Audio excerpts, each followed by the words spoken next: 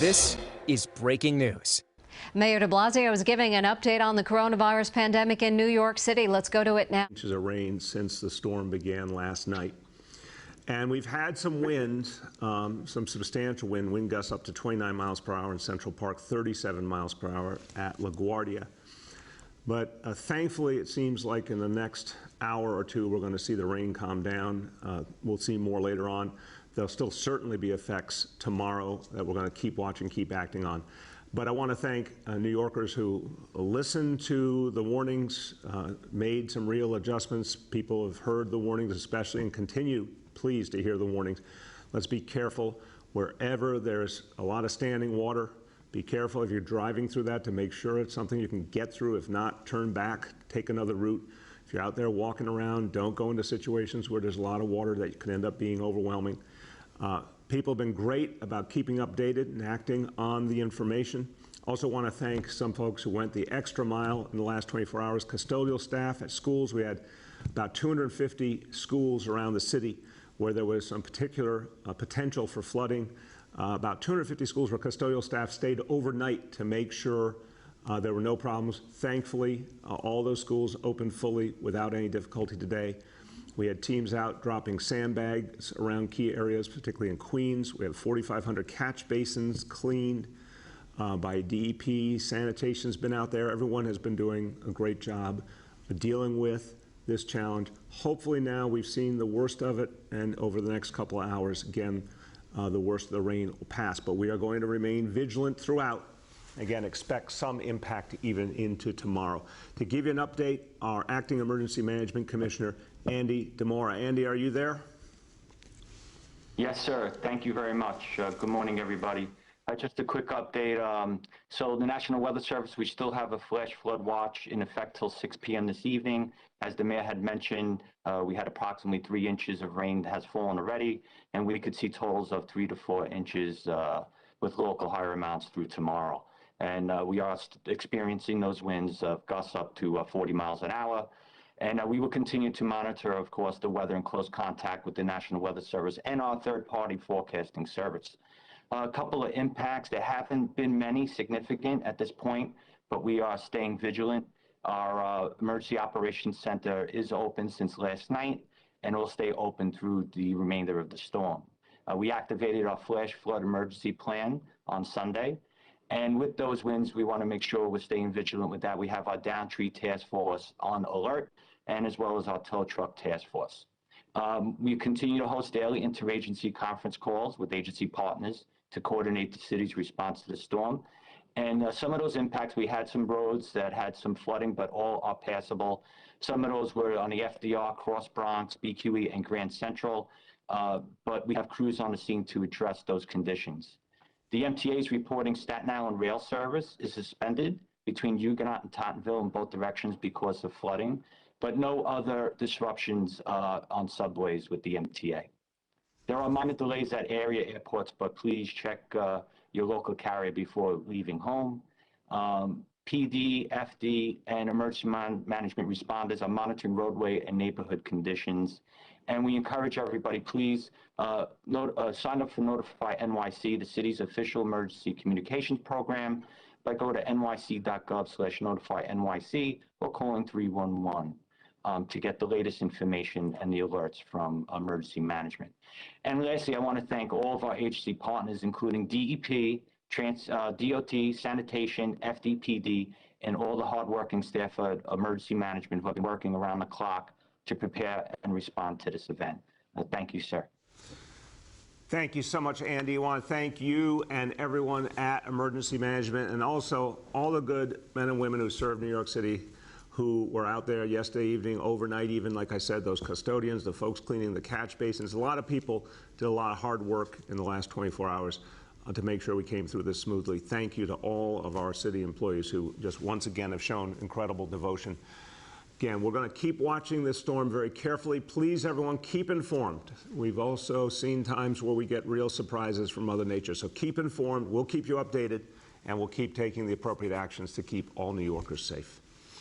Okay, now, let's go back where we go constantly, and that's the big challenge, the recovery, how we move the city forward, how we come back from COVID.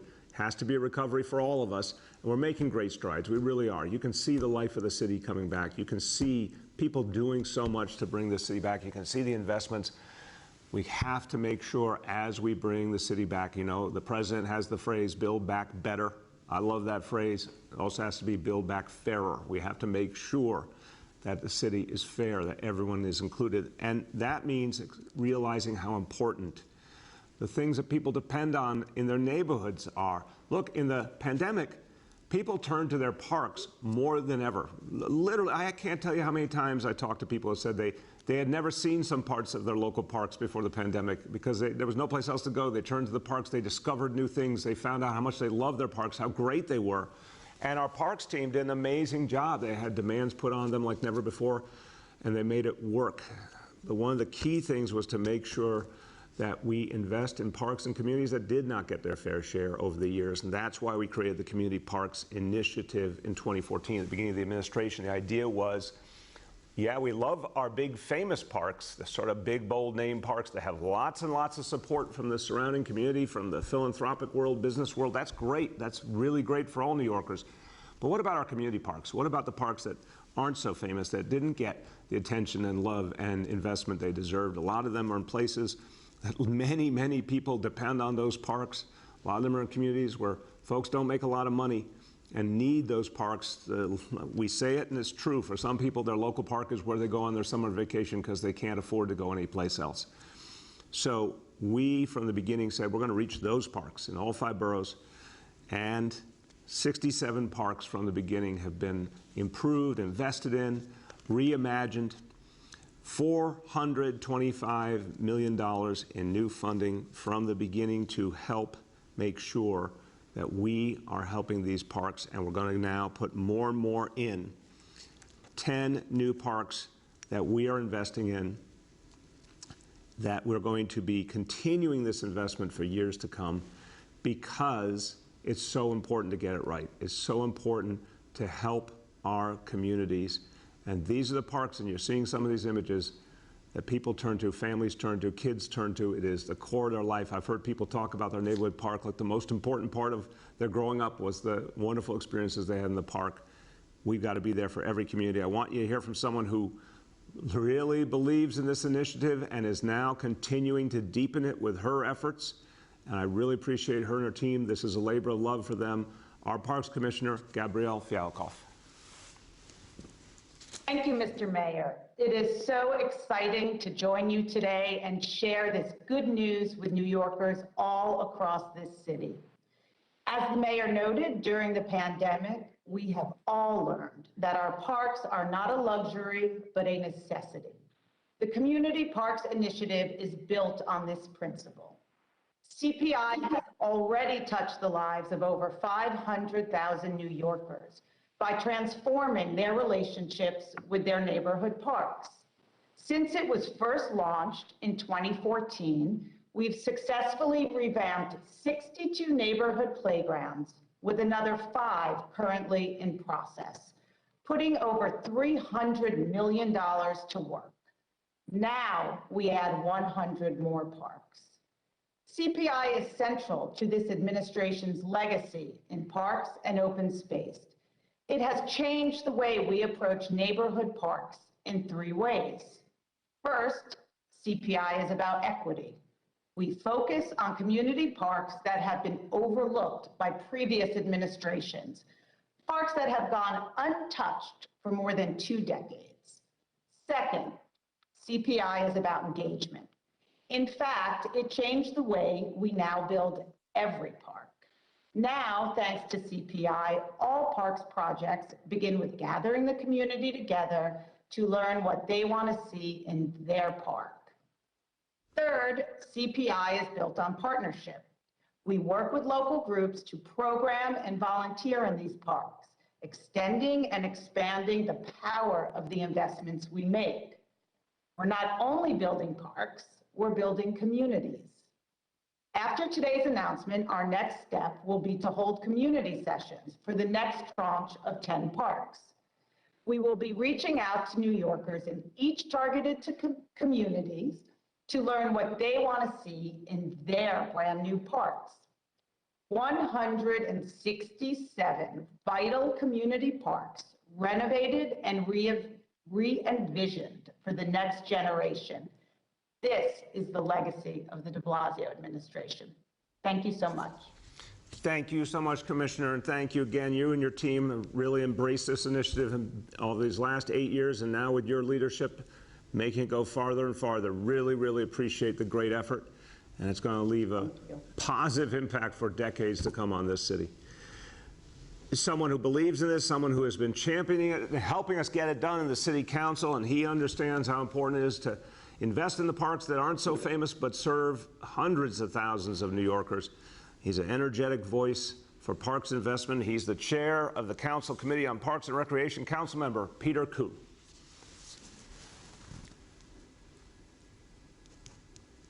Is the council member there? There you go. Can you hear me? Yeah, I'm here. There you go. Yeah, can you hear me? Yes, indeed.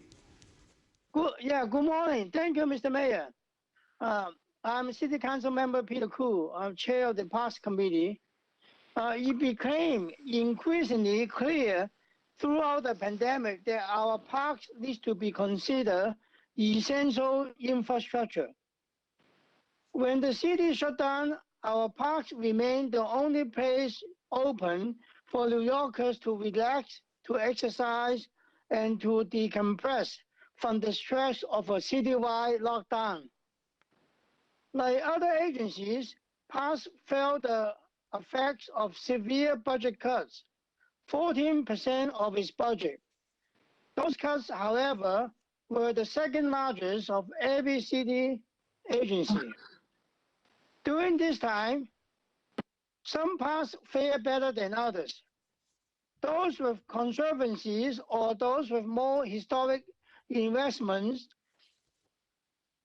survived the pandemic, but too many of our parks and open spaces that were neglected even before the pandemic fell into even further disrepair.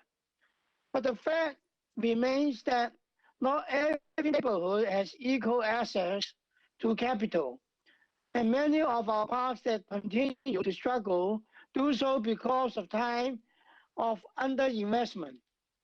The Community Parks Initiative is one of the many buckets of funding the city can use to correct this problem by ensuring lower income, high density areas have access to the funding that need to be refurbished and reconstruct their aging park infrastructure. We can make sure every neighborhood has equitable investment in their most cherished public spaces. So I would like to thank the mayor for prioritizing this issue and for taking a big step towards realizing the mission of making parks essential infrastructures for New York City. Thank you, Mr. Mayor. Thank you so much, Council Member. Thank you for your intense support for this initiative. And I want to emphasize, in the capital plan we just announced, $425 million over the next 10 years to keep building out this community parks initiative, a huge investment in the parks at the grassroots. So today, we're making a commitment to the future, $425 million in new funding for community parks in all 5 boroughs. This is the kind of impact that will last and last and last. As you heard from Commissioner Fialkoff, some of these parks have not gotten invested in decades. Now we get it right. We bring them to a beautiful, modern, state-of-the-art place so communities can enjoy them, and then that will last for decades to come. So a good day all around. Thank you very much, Council Member. Thank you. Everybody, as we think about the investments we have to make, we think about our recovery, we got to think about resiliency too.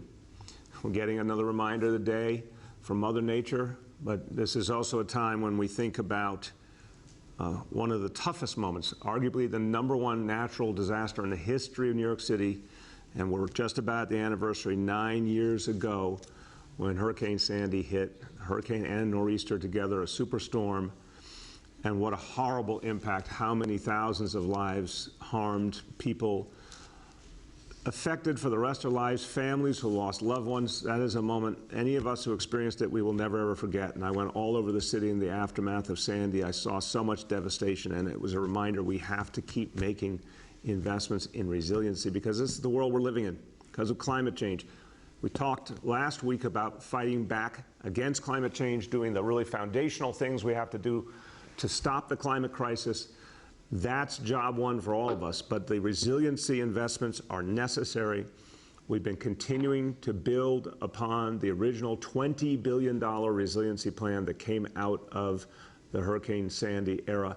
We're doing more and more, and we need to do more and more. So today we're announcing new investments as part of our capital plan, major new investments, $110 million in climate investments for resiliency actions, and we're focusing on the very vulnerable areas of Lower Manhattan. We know that Lower Manhattan is one of the places where you have the combination of the most people living and working. That's also lowest in terms of sea level, and that we have a vulnerability there that must be addressed. So the Lower Manhattan Coastal Resiliency Project will include the Brooklyn Bridge area, the Montgomery Coastal Resiliency Area, Battery Coastal Resiliency Area, a series of projects around the seaport, all going around Lower Manhattan to address sea level rise and the flooding that we see from coastal storms.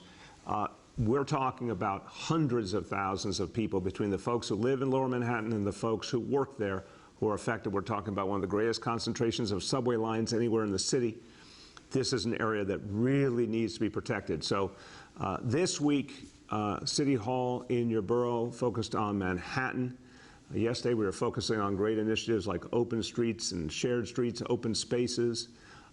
Today, we're focusing on resiliency for Manhattan, and someone who has been sounding the alarm for a long time and fighting for these kind of investments, and she loves her borough deeply, the borough president of Manhattan, Gail Brewer. Thank you very much, and welcome to Manhattan Week, Mr. Mayor. And I'm also glad that you were at the museum this morning. That was really special to be at Studio Museum in Harlem. That's really Manhattan, so thank you very much. And I do want to thank you for all of your investments. I think particularly on resiliency. You and I know that Catherine McVeigh Hughes, who was chair of Community Board 1 and is still active, was the sounder of the alarm of this area. And I also want to thank you because it's not only Lower Manhattan, but your administration has been phenomenal supporting the East River Park. I would say that's another place where we're putting in a lot of effort to make sure that there's no flooding or storm surge there in the future. It's a $2 billion project. It's controversial, but what isn't controversial? And I'm supportive of that, very supportive. I also want to say, just so you know, in terms of Lower Manhattan, there's something called Brooklyn Bridge Beach, which I had to convince EDC not to put a, like a high up viewing stand, but more we're going to be able to go down into the water. And Margaret Chin and I were able to pull that off. So in many cases, administration has been very helpful. But this investment is the first meaningful and concrete step to come out of sort of the FIDI Seaport Climate Master Plan. And I know that that's something that your staff has been working on tremendously. It is the birthplace and a place that you and I know is the location of the South Street Seaport Museum, a museum that you too love, and I certainly do.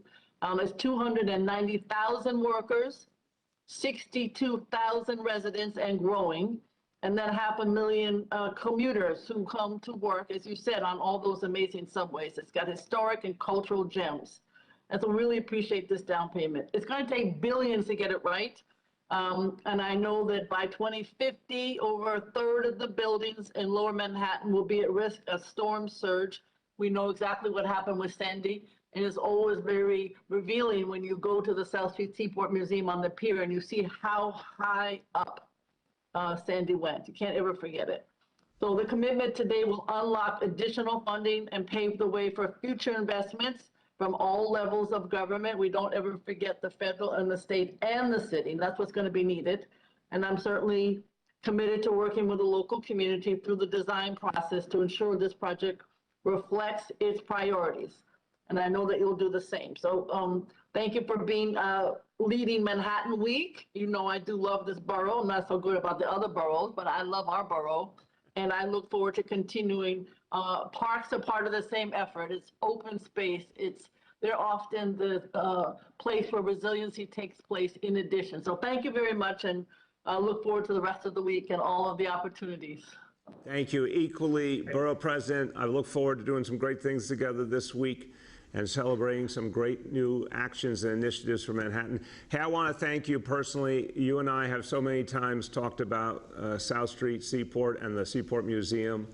You know, we go back for decades together, and this is one of the things that we just both feel in our hearts, how important it is to protect that heritage. And you know, we got to be a great city because we were a coastal city. Now we're experiencing some of the challenges of being a coastal city, but we've got to preserve that history and that heritage, and you've really led the way on that. I want to thank you so much for that. Everybody, now I want you to hear from a couple of the leaders in this administration who have done outstanding work with their teams on resiliency, and they're going to give you a flavor of some of the other things we're going to be doing, because it's so important to focus on how we stay ahead of a changing world and protect these precious parts of our city. First of all, I want you to hear from the president of our Economic Development Corporation, Rachel Loeb. Thank you so much, Mr. Mayor. And I also want to thank Borough President Brewer for her continued partnership. Today's investment sends a signal that there is no time to waste. Climate change is creating stronger and more devastating storms. And at EDC, we take our coastal resiliency work very seriously. Throughout the city, we are working to ensure that our coastline is protected to lessen the impact of storm surges and severe weather. This project in particular will safeguard one of the most low-lying vulnerable areas, the Seaport District, and it is a first step in making sure that we're protecting residents, business owners, and infrastructure from flooding. As you know, I like to say that there's no economic health without climate health, and resiliency is a key part of that. And with this $110 million funding, we will raise up the existing bulkhead from the Brooklyn Bridge to Pier 17. This is critical, immediate, and expeditious protection. We're also going to be making critical storm drainage improvements, and most importantly, improve our waterfront access at the same time. These efforts will protect infrastructure, residents, and jobs, and not to mention offer the area protection from the present-day 50-year storm surge. But this project is a long-term plan, and we know more must be done to safeguard the city, and it's going to take the full support of our federal partners and federal funding. True coastal resiliency will take more than 2 decades to achieve, and we need to make sure that we create a resilient waterfront. In this case, in Lower Manhattan, all the way from the Battery to the East Coast Resiliency Area. This project will fill a critical gap to protect Lower Manhattan. It's one of our largest business districts. It's 75% of our city's subways pass through this area, and they connect to critical ferry connections, and they connect all New Yorkers to all the boroughs and to all of their jobs. So we need to work together to ensure that we are protecting New Yorkers and their livelihoods. Thank you so much for this investment and for this partnership. Thank you so much. And now I want to turn to another one of our colleagues, and she's been leading the way on resiliency for years now. And our team, she and her colleagues have done great work keeping major projects moving. A lot of parts of our city are safer now and more resilient because of her efforts, and more to come. The Director of the Mayor's Office of Climate Resiliency, Janie Bavishi. Thank you, Mayor. 9 years ago, Sandy devastated our city, from the Rockaways to Staten Island to Brooklyn to Lower Manhattan. The power went out, plunging us into darkness. Water poured into homes, businesses, and tunnels. The destruction was unprecedented. Sandy was a turning point. Across the city, we began advancing bold solutions to prepare for not only more coastal storms, but other hazards facing our city, including extreme heat, intense precipitation, and chronic tidal flooding made worse by rising sea levels. There is no silver bullet to the risks posed by climate change. That's why we are implementing a multi-layered strategy in all 5 boroughs. We're developing ambitious solutions to meet unparalleled challenges, and we are spending tens of billions of dollars to make New Yorkers safer. This investment is a critical step in our efforts to protect our residents, protect our city, and reimagine our waterfront in the face of climate change. We have the chance now to ensure New York City is more resilient to climate threats for generations to come. One thing that is certain is there is no time to waste. Amen. That is the truest message there. There is no time to waste, and we keep at it every day. And Janie, thank you to you and your colleagues for feeling that urgency and acting on it. And someone else, one more person I want to hear from who's been a leading advocate, a leading voice for the right kind of investments to stop the climate crisis and to address resiliency. She fought hard for state legislation to address climate change, including a $3 billion Restore Mother Nature Bond Act, absolutely crucial. My pleasure to introduce the president of the New York League of Conservation Voters, Julie Tai. Good morning. Thank you so much, Mayor de Blasio. We've heard this all already, but climate change is one of the most pressing issues of our time. Extreme flooding and storms are occurring more frequently, and it's not a future problem, it's a now problem. With this nor'easter as the latest storm to hit New York, after we've seen coastal and inland flooding earlier this year from Henri and from Ida. And we need to take immediate action to protect people from the effects of climate change now, through resiliency efforts and infrastructure upgrades. And that's why NYLCV and our partners are fighting for climate and resiliency funding as part of the Build Back Better Act. And as you mentioned, the proposed Environmental Bond Act, which actually now Governor Hochul has proposed to increase to $4 billion, and that's going to be on the ballot next year. So we'll be talking about that a lot over the next year. As we approach this anniversary of Sandy, it is amazing to see this additional funding for the Lower Manhattan Climate Resiliency Project. It's a great step forward to protect some of our most vulnerable areas of Lower Manhattan, as we heard from the commissioner. We hope that this project can be an example of what the city can do on all of its coasts, implementing resilient infrastructure, protect our people, our homes, and local businesses from flooding. We must continue to invest heavily in green infrastructure through street trees and our urban forests, by building more parks in low-income neighborhoods, and by taking street space away from cars and giving it back to pedestrians. We can build a more sustainable, safe, and livable city that is resilient in the face of climate change if we transform our hard infrastructure into porous green spaces that absorb rainwater instead of causing runoff. So we are especially thankful to you, Mayor de Blasio, to EDC, to the Mayor's Office of Resiliency for championing this project, for making sure that you're investing in it. And we hope that the next administration will continue supporting and expanding upon the Lower Manhattan Climate Resiliency Project to create a more resilient New York City. And I'm also grateful for the announcement that you made earlier about the Community Parks Initiative. As you know, this is a big priority for the New York League of Conservation Voters and the entire Play Fair for Parks campaign. So thank you for both. Thank you so much, Julie. Thank you to everyone at the League of Conservation Voters. You guys have been amazing, continuing to advocate and very effectively for these changes, and we're right there with you. Thank you so much. Okay, it's time for our indicators, and our first indicator today, reaching close to another milestone. We're going to get there very soon. We're almost at 12 million doses of the vaccine administered to date. As of today, 11,964,753. Number two, daily number of people admitted to New York City hospitals for suspected COVID-19. Today's report is 93 patients, confirmed positivity level of 19.79%. Hospitalization rate continuing. We're seeing great success here. 0.49 per 100,000 New Yorkers.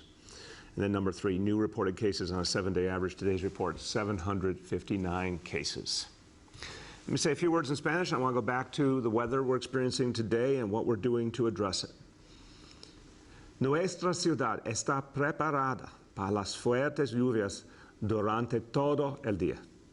Hemos llevado recursos a Queens, limpiado los drenajes de lluvia, y seguimos vigilando los vecindarios en riesgo. Mantente seguro y seco, Nueva York. With that, let's turn to our colleagues in the media, and please let me know the name and outlet of each journalist. Good morning. We will now begin our Q&A.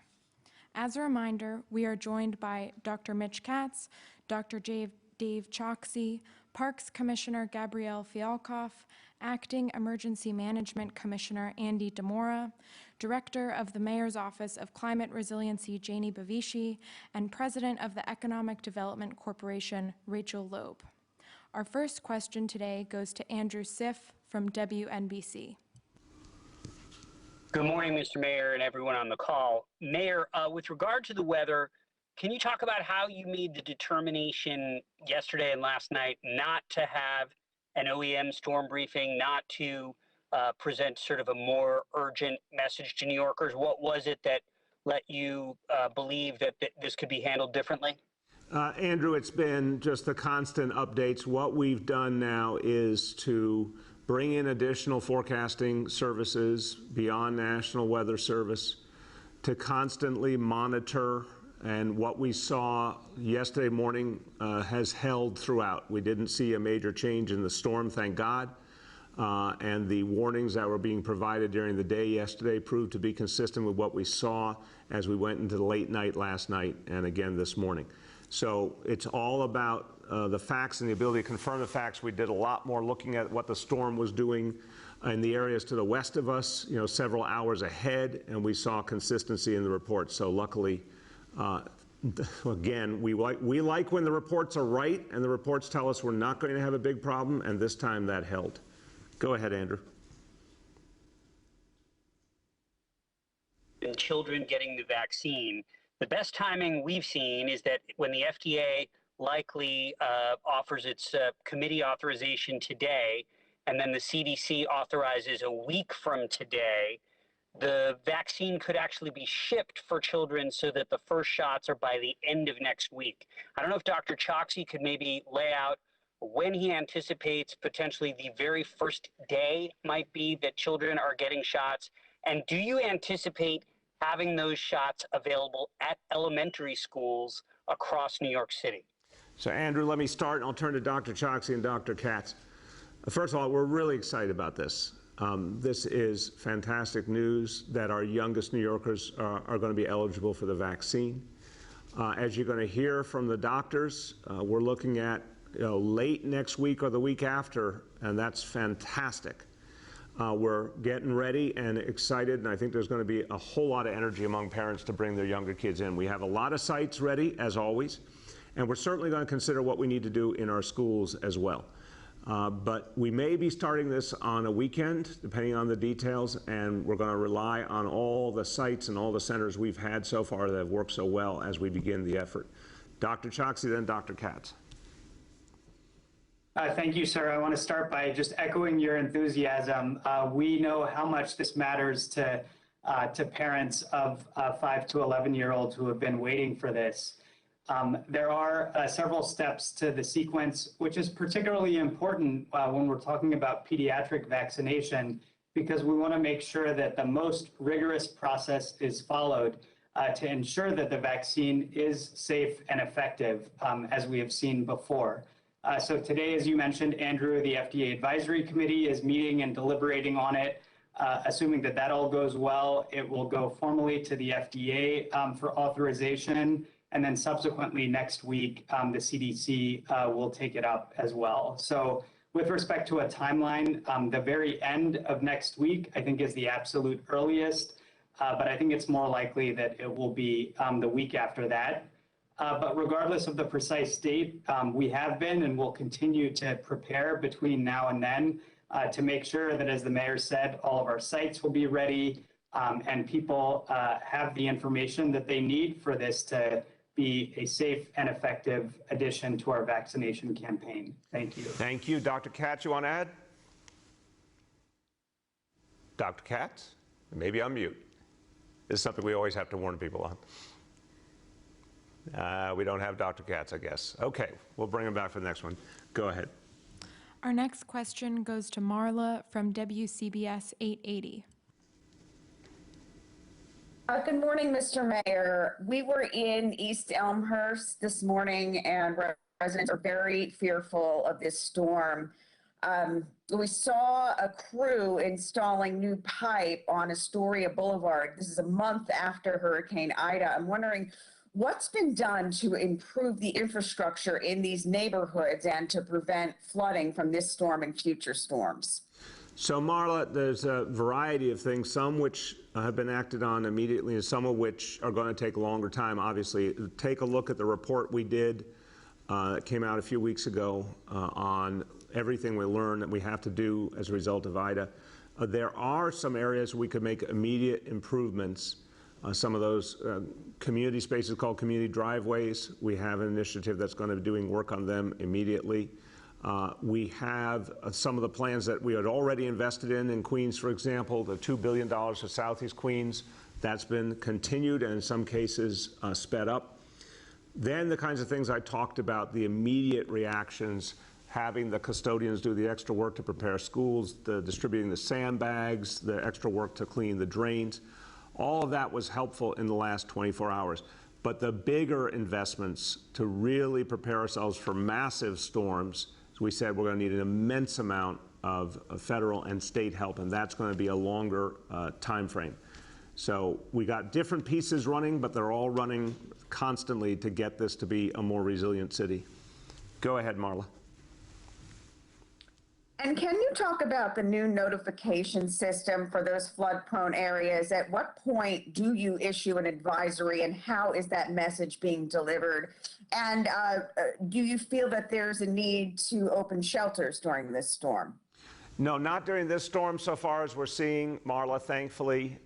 You know, right now, again, we're talking about totals in terms of rainfall that, thank God, are within very reasonable levels in terms of not causing the kinds of flooding anywhere near what we saw during Ida. Remember, the total amount of this storm so far has been, in many areas, less than what we saw in Ida in just the course of an hour.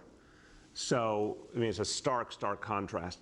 What we would do, we obviously considered using the alert systems. We considered whether we needed to even think about things like travel bans or evacuations, but none of that, we did not reach the level for any of that in this case as we monitored through the night. None of it reached that kind of level.